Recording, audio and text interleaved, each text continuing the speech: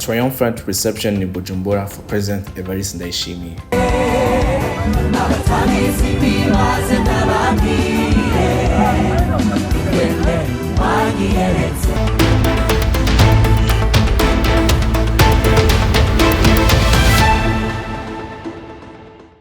The Ndayishimiye International Airport was the scene of a remarkable mobilization yesterday on the occasion of the return of the Burundian head of state, Major General Évariste Ndayishimiye, accompanied by his wife after his stay in Addis Ababa, where his investiture was held at the head of the African Union. Upon his arrival, a large crowd gathered at the airport to give him a warm welcome. Civil and military authorities, representatives of national institutions, members of political parties, civil society organizations, and ordinary citizens were present to mark the importance of the event. In the streets of the capital, Bujumbura, enthusiasm were also noticeable. Many residents have massed along the main arteries to salute the presidential procession. Songs, flags, and congratulatory messages accompanied by the passage of the head of state, reflecting the emotion and pride felt by part of the population. This return comes in a context marked by the assumption of office of the Burundian president